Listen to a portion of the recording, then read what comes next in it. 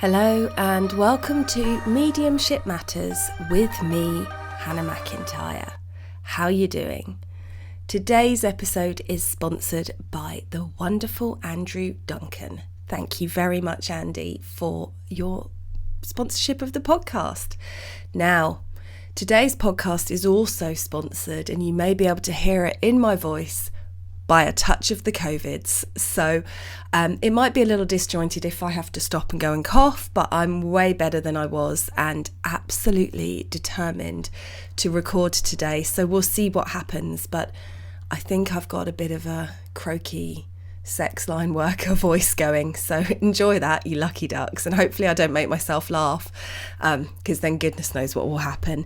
So yeah, a bit of a frustrating time. As you guys know, I was going away with my husband for a work event for him in Scotland at the beginning of the week. And not only did I have a lovely time in such a beautiful part of the world, I've never been to Scotland before, it's absolutely stunning. But then I also brought home not just happy memories, but disease. So that's been fun. And it's frustrating because I like to be busy. I'm a workaholic, always have been, very Capricorn in that respect, very much get as much done as you can, as quickly as you can, as often as you can, was really looking forward to coming back to work. And then to have to be rebooking appointments, because that's the thing with energy work, is I'm good enough to record a podcast today and the spirit world to inspire me, but I am not well enough to be able to do a spirit communication for somebody, because it's such a toll on your energy. It takes such a tax on you. It has such an impact. So it's frustrating, and I've had to reschedule all my appointments for the next week, just to hopefully I will be strong enough by then. I'm also supposed to be going to see Andre Rieu with my lovely friend Sue Quigley, who's on Mediumship Matters, and our husbands this weekend. So I'm manifesting this clearing up bloody quickly. So send me positive healing vibes. Thank you very much. Spirit must have known, though, because I haven't had to remove that many appointments, which is unusual for me. I'm normally booked up a couple of months in advance, and for some reason this week just wouldn't go. And I thought it was because everyone was worried about money and everything that's going on with the financial things, but I think it might also be that Spirit knew that I was going to get a touch of the lurgy. So as some of you know, I was a little bit worried about trying to fit in a very corporate environment and not be my weird self. But I didn't need to worry, guys, because in a corporate environment, I'd forgotten, but I remember now, nobody actually asks you anything about you. So it was fine, because I just spent a lot of time making small talk with people about them. And that worked pretty well, actually. And the two people that did ask me questions about what I actually did, I told, and they were very open to it. And isn't it interesting how the spirit world works? Because they both had a need in different ways to be put in contact with a medium.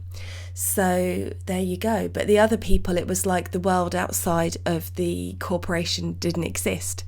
And if you didn't work for the corporation, you couldn't possibly have anything interesting to say outside of it. So let me tell you about me instead, which actually I think was a blessing, but it's a funny old world in there, isn't it? So that was really, really good. And I'm going to start off today with a few emails that I've had, things that I wanted to share with you. And I've still got a massive list, but a lot of the questions that are coming in are whole podcast episodes on their own. And I just wanted to go through a few things that people had sent in and said that I thought would be just lovely for you guys to hear. So first up is the gorgeous Susie Black. And Susie and I had a spiritual assessment a week ago, 2 weeks ago, 2 and a bit weeks ago. And That was jolly fun. And she just wanted to say some stuff about crystals, and I wanted to share it with you. I completely agree with your view on crystals. They were my thing 7 years ago, but I've been put off using them after thinking about the damage being caused by mining them and how our consumerism is actually harming those who are trying to heal others. The irony. So many are just cashing in on the profit they make in the new age industry without even considering it. I do believe they have vibrational properties, but just like essential oils, where harvesting huge amounts of plant material is now causing such a devastating effect to ecosystems and some plants are becoming extinct from it, I'm also a qualified aromatherapist reluctant to use our oils due to this. You have to ask, should we be allowing them to be used so materialistically? Ultimately, they do just get us to a vibrational state where we are more open, but there are other ways of doing that without trashing Mother Nature with such careless regard of the effect we could be having, all in the name of love and light. And I thought that was just a really succinct way of putting it, and I didn't know that about essential oils. It's just crazy. I still stand by what I said to you guys before. I think it's actually greed. I think those of us who have got wealth, and I don't mean huge amounts of monetary, I don't mean the top, whatever that top 10% is that's got half the UK's wealth or whatever that those people are. I mean those of us that are comfortable. We're also very greedy, and I did say this about myself, didn't I, that I'm having to stop myself. I'm going to tell you all, because this has been a bit of a theme with me recently. I'm doing a year where I'm not buying myself any clothes or shoes because I've got enough, and it's just getting ridiculous. So I did it from my wedding anniversary, and I've got a whole year to go, so it'll be June next year when I'm going to buy myself something new to wear, because I don't need it. So I'm having to unsubscribe from loads of emails, loads of temptation. I'm having to change my ads on Facebook so I don't see so many. I'm trying to resist. So I don't just think it's crystals that are a problem, or even essential oils, or that's an interesting way of looking at it. I think it's this consumerism that we're all in. And consumerism is good. I'm not trying to make anyone feel guilty about treating themselves. Treat yourself by all means, but in balance. Try and be in balance. And I know that I'm out of balance. So I'm trying to address that, and I'm not judging anybody for being anywhere on it. I'm just trying to explore where I'm at, and certainly crystals are a big thing. I mean, this week alone, I did send Amanda a photo of it, but on Instagram, I saw somebody who had got a chopping board and dipped one end of it in some beautiful resin and then embedded some crystals to look like they were shooting out the end of a chopping board. Now, number one, how do you stack that bad boy? Because it was 3 crystal points sticking up out of a chopping board, which means you're never going to be able to put it in a cupboard or slide it down the side of anything. Also, how do you get it really clean? Because that just seems like something, I have enough trouble with dust in the crystals in my studio, let alone bits of cheese. But also, what? Just what?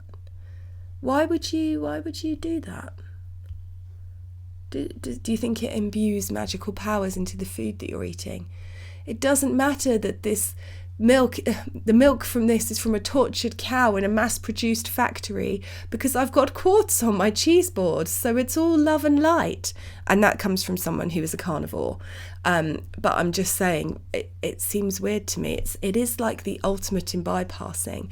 So I saw that chopping board, and that really made me laugh. Then I saw a very similar ilk, but a coffee table with some crystals jammed into it the other day, which was very beautiful. But again, I have issues with keeping that clean. But it's all just, yeah, we've got to stay true, and we've got to remember as well, I think, that this is part of our work as practical-minded spiritual people was we lose people to the cause of spirituality, and we lose them for two things. Number one is just being bloody ridiculous. And there's enough bloody ridiculousness out there. We need to be calm and steady and steadfast. If you're listening to this podcast and you've been listening since the beginning, or you've caught up on all the episodes and you're still here, because that's a lot of hours listened, people, I appreciate you, but that means you're not into the flimsy, I want to say flaccid, I'm going to say it, flimsy, flaccid, flibbity-gibbet of spirituality. You're into the reality of it. And although that seems weird to be talking about the reality of the spirit world, I'm sure scientists everywhere and non-believers would be rolling up their sleeves to pop one on me right now. But generally you are, aren't you? I keep getting this stupid stuff coming up on Instagram, and it's my own fault because I keep watching it because it makes me laugh. And it makes me laugh because it is this group of very attractive young women who say that they're channeling intergalactic spirits, voices, energies, I can't remember what they call them, which they may well be, but it just makes me laugh that these intergalactic beings only want to go through young women, and they all make them speak in a slight way like this because they are downloading the information from the infinite. But the information from the infinite is actually something that you could find written on most mediums' Facebook pages because it's not that cutting edge or exciting. But I keep watching it, and of course the more I watch it, the more I see of it, and then it just gives me the giggles, which isn't good for me in my current state. I can't laugh, guys, because I'll cough for hours. But again, if you were on the edge of wanting to believe and wanting to find out more about the spirit world and wanting to understand it, and then you were just to go on social media, it's carnage, guys. So we've got to be attracting people in, and I'm not entirely sure that crystals jammed in a cheese board is the way forward. But maybe I'm negative. I mean, I do love cheese. I love a grazing platter. I do like crystals. Maybe I'm just cutting myself off here from something that could be amazing. Again, though, if we really do believe that they're here to help heal and shift and raise the vibration of humanity, why are we sticking them in a cheese board? Although I rather fancy some sort of jazzy lube cleaner bog brush made of amethyst. I mean, obviously not to go down the toilet, I'm sure that would be damaging, but just to really keep those good vibes going when you clean the loo. It's just so silly, isn't it? It's just so silly. Also, I really don't like crystals stuck together, glued together by man. They're always more expensive, but I just find it weirdly unnatural. Never like that. Don't know why. I don't know why I'm even talking about this. Maybe I'm delirious. My fever has gone, actually, but I've just really never liked those where a human being has gone, oh, I've got a bit of this and a bit of that, and I'll stick it together, and then right in the centre of it I'll glue an angel, a plastic angel, and then I'll call it a wand, and I'll charge you 5 times its value. Magic. Anyway, I'm going to pause this for a second, cough, and then we'll carry on with the next email. I've got to keep this beginning half of this podcast because I managed to use the word flaccid in it, and so therefore it has to stay forever. I also wanted to share an email with you from Barry, purely because it makes me chuckle. And Barry messaged and said, I really enjoy your podcasts. I just came across them a week or so ago and have listened to most of them. Since I've listened so much, my inner voice now has a very enjoyable British accent. Oh no, I shouldn't have read this one because I know it makes me laugh. It made me laugh when I got it. It still makes me laugh. Maybe now, Barry, your inner voice will have a slightly odd, wheezy, croaky British accent. Imagine what's going to happen there. But I just thought I'd share that with everyone because it just really made me laugh. I'm like Barry's internal Alexa, but it's me. That's such a funny thing. So thanks for messaging, Barry. I do read all the emails that everybody sends. I may not acknowledge them because ain't nobody got time for that, but I do read them all. So thank you all so much. Right, now I've got to find the other person's email. My dearest friend Eddie. So some of you will remember that Eddie messaged in to say that he didn't agree with me about advanced groups. I think I read it out on the podcast, but I'm pretty sure I did. If I didn't, that's what he said. And he had some really great reasons for that, and I didn't disagree with him. I'm sure I read it out. I remember blathering about it. Anyway, Eddie has sent another email in. You've got to hear this. Have to say, Hannah, had an experience that totally changed my mind about advanced groups. I was in a mixed experience level group with a well-known mentor over 2 days. I'm slowly advancing from intermediate to advanced, almost like somehow I don't feel like I can roll off a list of mediums who... let me reread that bit for you again. I'm slowly advancing from intermediate to advanced. Somehow I don't feel like I can roll off a list of mediums who trained as I was trained by my grandma, so it feels weird when I sit with this type of group. Anyway, I had this all-level class group. In the middle of a reading and giving evidence, the new worker started asking questions like, who was I with? And what did they do for a living? It was so difficult to work with the comments as they didn't allow me to build the power of the communication. I guess it's down to me. Coming from a very working class background, it feels odd for me to be saying I'm an advanced medium. I guess that goes back to the podcast of making yourself small. In the last week, I've been positive talking to myself that I am and should be putting myself forward to advanced groups rather than hiding my light under a bushel. It's important to be with people who really understand the blending of the human energy with spirit energy and to allow that process to take place. We always evolve and grow. With gratitude, Eddie. Eddie, first of all, I doff my cap to you, sir, because people just cannot do what you just did. You don't understand how unique it is to be able to just go, I get it now, and be brave enough, open enough, humble enough to message in and say that. You don't understand how rare that is.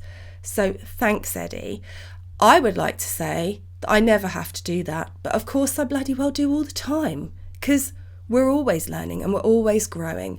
And I know you guys know this, but I often think that we can only experience, something can be true to all of us.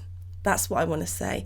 And you can only experience the truth of where you're at that current time, in your current experience, in your current state of consciousness. So there. So, first thing I want to say, Eddie, is I do think that part of the work of an advanced student should be to work with people who are not as advanced. My problem is more when it takes time away from the group, away from the teacher, to cover things that are really, really basic. That's when it grinds my gear stick. Because I'm quite efficient, because I'm quite work orientated, because I just want to get on with it. I find it frustrating when somebody who's only done a 1-week online course puts himself in an advanced group and then raises their hand and asks things like, what are spirit guides? That's something I've actually heard somebody asking in an advanced group. What's a spirit guide? How do I know when I'm communicating with the spirit world? I just can't get anything. What should I do? As well as the people that just put their hands up to share the most trite, meaningless stories. Do it on your own time, peeps. Do it on your own time. Now, here I'm going to be really truthful with you, Eddie. I have had exactly what's happened to you happen to me in advanced level groups from advanced level mediums. And I think well, advanced again, who's to say who's advanced and who isn't? I don't want my dear friend Lynn, artist Lynn, I think I called you Lynette before, Lynn, but I do mean Lynn, to message me and tell me that I shouldn't put myself down, because she's right. But equally, sometimes I don't really feel like an advanced student. I don't feel like I know what I'm doing. And so I understand the concept of not wanting to say that you're advanced because it's difficult. And so I get that bit completely. I think it's sometimes other mediums or training mediums are the hardest people to work with. And I may have said this before, but I'm going to say it again. They really are, because one of the things that I find that a lot of training mediums do is they try and interpret your evidence for you as well. And that's really annoying, because the spirit world are just bringing you in something. So let me explain it for anyone who has no idea what on earth Eddie and I are talking about. So obviously I've talked on this podcast before about blending with the spirit, but one of the things that also happens with spirit is you're not just blending with the spirit, but it's almost like you're blending with each individual piece of evidence. So to begin with, at the beginning, you might see a ring, and you might just get an image of a ring in your head, or you might get a feeling on your finger, and you will say, I know that they gave you a ring, or I know there's a relevance of a ring. And the sitter will say yes. Now, depending on where you're at and your energy and your connection with that spirit, you might then feel drawn to expand your knowing about that ring. And so you will start to realise that ring has jewels in, or you'll start to understand where that ring came from in the family, or what the significance of the ring is, or you'll start to understand that perhaps that ring had an emerald in it, and the emerald was because the grandmother was from Ireland and her husband bought it for her because she loved green, and green was her lucky colour. And then it will build and it will build and it will build. So sometimes, not every piece of evidence is like that, but sometimes there is evidence that you can expand on. And so what can happen is, if you've got a sitter in front of you and you say, I've got a ring, and they say, well, yeah, well, tell me about the ring. What does it look like? What's special about that ring? Where you can't get into the flow, because as soon as they start asking you questions, they bring your human back in. And that pulls you out of your power. It pulls you out of your connection with the spirit world. So it's the same for all of us, Eddie. And it's still hard, actually, when you go to work with the public, because obviously the public don't know that that's a problem. And so they're actually more likely to do it. So it's a good skill to learn to have, to be able to hold on to your connection and keep working through it. But it is a real pain. And when you are learning and you're trying to get in a flow and you're trying to understand your own mediumship, it can be so damaging when you've got somebody doing that. May I say, I think this is often a problem with breakout rooms in Zoom, because really, if the teacher is there, they should be stopping that kind of thing happening. My evidential mediumship group that I'm working with this year, when the sitters start giving away too much information, which is also a problem in the same ilk. So questions are a problem because they pull you out of your power and they make your brain kick in and you try and find the answer. So then you're seeking and not receiving. But also if you say, I've got a ring, and they go, oh yeah, it was my grandmother's and it had an emerald in, and this is because she was Irish and she loved emeralds, and my granddad bought it for her and he died many years ago, but she never took that ring off, but she always said it. And they're trying to help you, but they actually pull you out of your power because you're trying to hold your connection with the spirit world and you can't get a flow going. It's a bit like putting a dam across a river. Although that dam doesn't build up and build up and build up with a load of power to come through it, it sort of dies it down. It's more like turning off a tap, perhaps, is a better analogy there. But these are problems. And so when people were doing that with the best intentions in the world, with my mediums, I had to say to them, stop, yes, no, maybe, don't know is enough of an answer. And so that can be a problem too. And it's always interesting. I'm not saying that people shouldn't ask questions. And I'm not saying that you shouldn't push yourself in groups, because I've done the opposite thing. I've been so scared of being that person that I've always held myself back. But it is about finding that balance within it. And Eddie, if I was you, I wouldn't be afraid to say, I'm trying to get in my power here. I'd really appreciate it if you could just give me yes, no, maybe don't know, so that I can learn and have this experience. And some people won't like that. And that's just the way it goes. And I'm going to share with you all this story of a lady that I met online over lockdown in a learning group. And this is why I think other mediumship students are the pits. Not all of them, obviously, because that's how I met Jennifer Fezio, who is one of my great loves. And that's how I met Laurie Sheridan, who is also one of my great loves. So there aren't just bad people out there. There are some brilliant people out there. But let me tell you about one of my experiences online.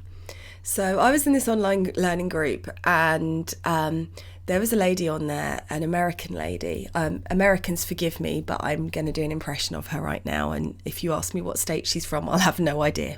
But here we go. Every week at the beginning, when the teacher was doing the opener, she would unmute herself or raise her hand or do something to get attention so that she could say, I just want to tell you how amazing you are. Oh my God, everybody, let's just do a round of applause because we're so lucky to have this amazing teacher. Like every week, it was just completely cringe, completely. Anyway, joy of joys. One week I get paired up with her in this breakout room. And it is literally something along the lines of, I've got a man here. No. I'm sure I've got a man here, and he feels like he's quite young. He's middle-aged, probably in his 40s. No. And I feel like this is not a close connection to you. No. This is like a friend's partner. Have you got a friend, somebody you know who's lost a partner? No. He's showing me a bar, like a sports bar, and I can see, no, I don't know anybody like that. I don't know what you're talking about. No, absolutely not. And it just carried on like that for what felt like an eternity. And when it got to the end, do you know what she said to me? She said, did you say you do this for a living? How's that work for you then? And it was such a lesson for me in not expecting other people to be love and light just because they're developing mediums. And understanding that for some people, like Laurie, like Jennifer, they will want you to grow and they will celebrate your growth with you. And for some mediums, they will see you as competition. And that's the problem. It's very, very hard when you're developing, but I will say this, it does help you grow in your resolve and your strength. It was one of the reasons why I stopped continuing with that teacher, because I just didn't want to be put in any more breakout rooms, because guess what? Law of attraction. I was so worried about being put in a breakout room with her that the following week, what did I get? Put in a breakout room with her again. I wanted to just pretend I had computer failure and leave. And guess what? She said no to everything again. But that's more of a reflection of her than it was with me, because she wouldn't let the energy build. She wouldn't let me try and work it out. You know, normally when you get somebody that somebody doesn't recognise, they go, oh God, who could this be? Let me think about it. Let me try. She was just pinching me off. And that's a shame for her as well, because she will have missed out on the message that she was supposed to get. So it's absolutely fascinating. So I know that it's hard, Eddie. It's always hard. There's always a reason why it's hard. Unfortunately, I think that's how we grow. But don't give up. Don't let that put you off. But do put yourself in the advanced groups. Do call yourself that. And it's not about the number of teachers that you've worked with or the names that you can drop. I have been taught by some teachers that are really big names in the spiritual communities, whatever they are, and they've been not great teachers, I have to say. And I have developed my style of teaching from being what they are not. And I think there's something also to be said for not worrying about that. Teaching yourself, learning from your own experiences, working on your own connection with spirit. But thanks for messaging, and keep on keeping on. And some of you will know, if you follow my page on Facebook, my Hannah McIntyre page, not the Mediumship Matters one, I asked for volunteer sitters for some of my practicing students, and I was very clear about being kind, and I said, please make sure you've listened to the How to Be a Good Sitter podcast and all that kind of thing, because it's really hard to find good sitters for mediums to practice on. And on the flip side, I have asked the developing mediums to tell me how their sitters were, because I would like a list of sitters that I know are quality, good sitters that will hold a space, that are happy to sit there in silence and offer a supportive energy and not speak, so that somebody can have an experience and learn and grow from it. They're like gold dust. So it's always a learning experience, isn't it? And that never changes. So there we go, 31 minutes, 18 seconds and counting. Thank you all for bearing with me. I hope my croaky voice and the stop-starts all the way through this haven't put you off. And hopefully when I go to record the next one, I'll be able to hold my breath for a bit longer. But have a lovely couple of days, and I will catch up with you again soon.